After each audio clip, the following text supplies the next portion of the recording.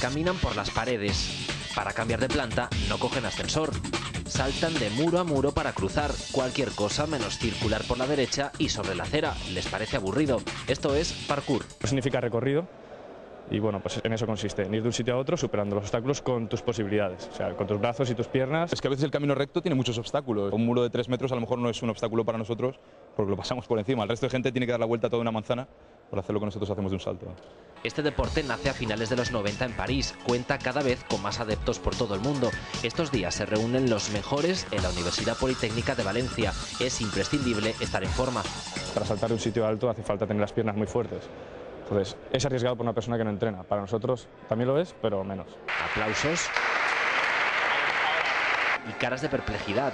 ¿Tú lo harías? Yo no. A veces se impresiona mucho, dicen que estamos locos, que vamos a romper las cosas, pero bueno, luego ya lo ven bien lo que es y nos comprenden. Es más que un arte, toda una filosofía. No hay obstáculo que no se pueda salvar.